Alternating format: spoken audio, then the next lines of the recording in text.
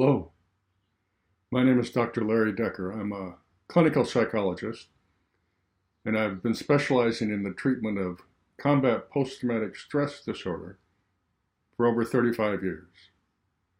25 years with the Department of Veterans Affairs, and 10 years in private practice. I'd like to thank the conference organizers for inviting me to give this talk. This is a short presentation, and I'm going to focus on something called post-traumatic growth. Post-traumatic growth, or PTG, is the apparent improvement in functioning emotionally and psychologically of a trauma survivor. Now, of course, the much more common result from trauma, particularly combat trauma, is post-traumatic stress disorder, which is a series of difficulties that arise after having experienced severe trauma, and many times severe repeated trauma, such as nightmares, anger, depression, and many other difficulties that go along with those symptoms. So post-traumatic growth is something of an odd concept, possibly, particularly when you think about it as applied to combat veterans who have gone through killing other people, having people killed around them, seeing wounded and suffering of all types. So you don't want to minimize the pain and difficulties that these men and women go through. However, after having treated veterans from most of America's wars, such as World War II, Korea, Vietnam, Persian Gulf, Iraq, and now Afghanistan, I think that as trauma therapists, we're missing the point. We need to honor the veterans' understanding and knowledge of the meaning and purpose of existence. They do know quite a bit more than those of us in the civilian population who haven't experienced what they have experienced. They have very valuable information to tell us. But before we get there, let's talk a bit first about how post-traumatic stress disorder itself might develop. Now, most trauma theorists believe that it has to do with belief systems. We believe the world is a particular way. It's orderly, it's predictable, and for the most part, that's reinforced on a daily basis. However, trauma comes along and everything changes. People are suddenly dead. They're simply not here anymore. And all kinds of difficult experiences occur.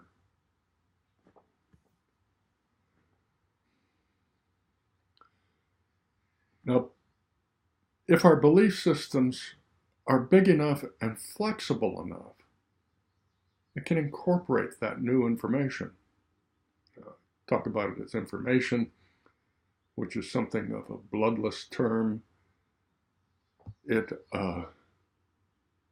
really carries with it all of the imagery and the emotions that are involved in traumatic information. So if our belief systems are adequate, we probably won't develop post-traumatic stress disorder. Now, I'm not sure how that could be, but I know there are individuals that are like that. The famous Swiss psychologist Jean Piaget talked about this development of belief systems as going through two processes: assimilation and accommodation. Assimilation has to do with assimilating the traumatic information into a belief system that is adequate to integrate that information. Accommodation is when the belief system isn't adequate, when it isn't well prepared for this new information. So it's not flexible enough. The concepts aren't big enough. And then we have to change the information or change the belief system. So we have to accommodate. Changing belief systems is not an easy thing. That's probably the biggest difficulty that we face in our lives, is changing our belief systems to incorporate new information. So what we generally tend to do is we change the information rather than the belief system. That's a lot easier to do. So we say, well, I didn't actually kill that person. Somebody else did. Or I don't remember how it happened. Sometimes called traumatic dissociative amnesia. And I've seen that happen many times over the years. Actually, in some of the groups that I've run, men suddenly come awake with what actually happened. They say, oh, I'd forgotten that completely. This is what actually happened in that battle. But then they're faced, of course, with the integrating of that new experience that they've denied and hidden from themselves for many years. Now, as I said, I've treated veterans from almost all the wars. Accommodation is a fairly common experience for most of those veterans. Accommodation will work for a while, and then it stops working. Time doesn't heal. Time just distracts us. When I first started working with veterans, I would see World War II veterans. There aren't too many of those fellows left. And they had now reached the point in their life where they were no longer able to avoid or distract themselves with family and work. Instead, they had to now face what had happened to them in their lives. That these memories would come back to them.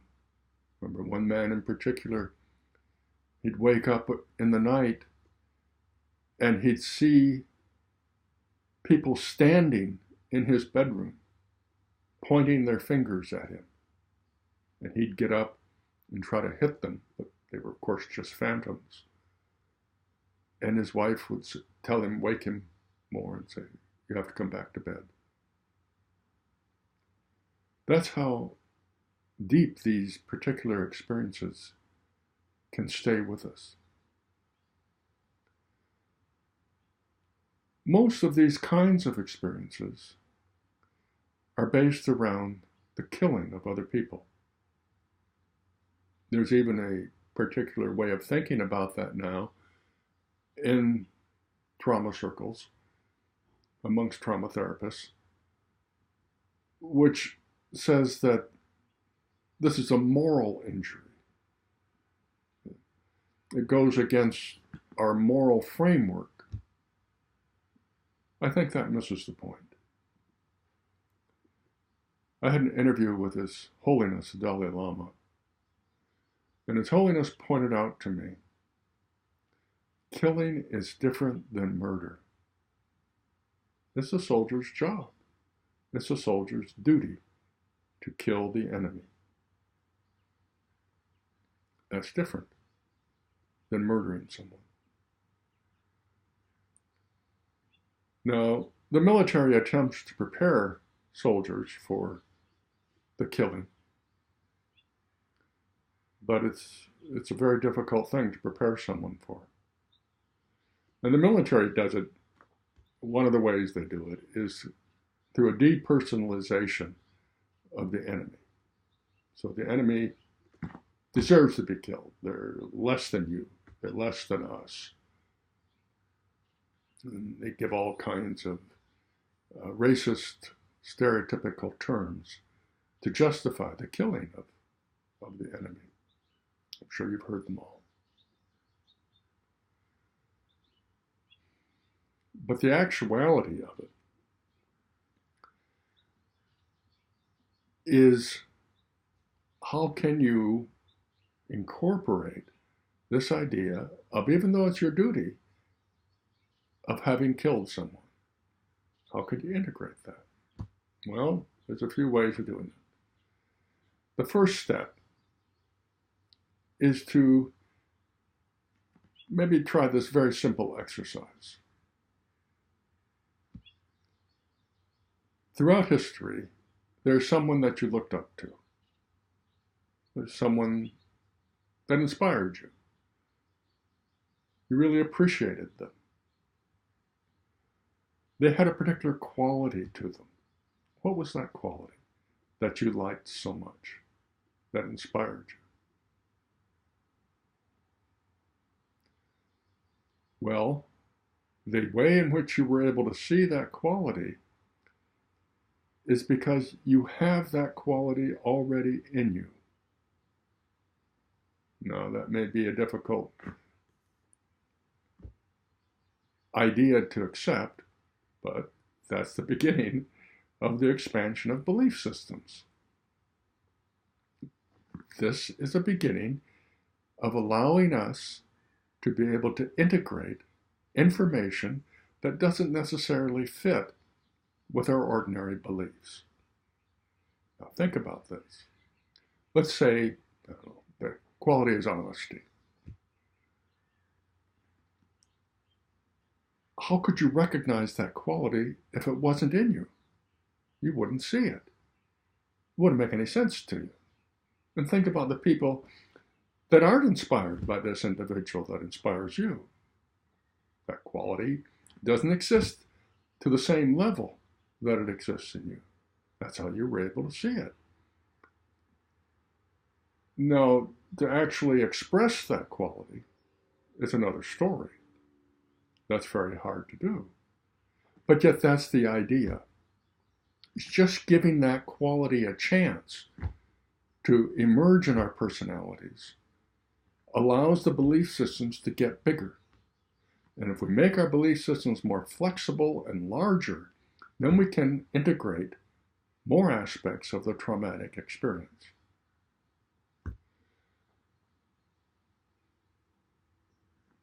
There was a fellow that I got to know, a man who was a very famous politician here in this country. And he had been a Medal of Honor winner in Vietnam. He ran for president here in the country. He was a senator, governor. And he told me, and this may be one of the reasons that he was able to accomplish all of this. He had actually lost part of his leg in Vietnam. He said, the men that you work with, tell them to remember themselves as they were during the war and to love that person. Not just care about that person, but to love that person that they were. That may be one of the reasons that he was able so well to overcome all of the horrible traumas that he went through, both the killing of other people and the horrible wound that he suffered. Now, the second difficulty, major difficulty, that veterans face is to be part of civilian society. And most of trauma therapists are focused on this readjustment of the veteran to civilians. And that just really, from my perspective, is backwards. Now, we're not going to get civilians to adjust to veterans, but if veterans really appreciate the veterans' understanding and the veterans' insight, they'll be better able to accept civilians for their lack of insight. Civilians didn't have basic training. They didn't go through advanced infantry training. They don't understand the camaraderie of the military force. They don't understand that there's a mission and we are all united in that mission. For most civilians, much more ordinary is competition than cooperation.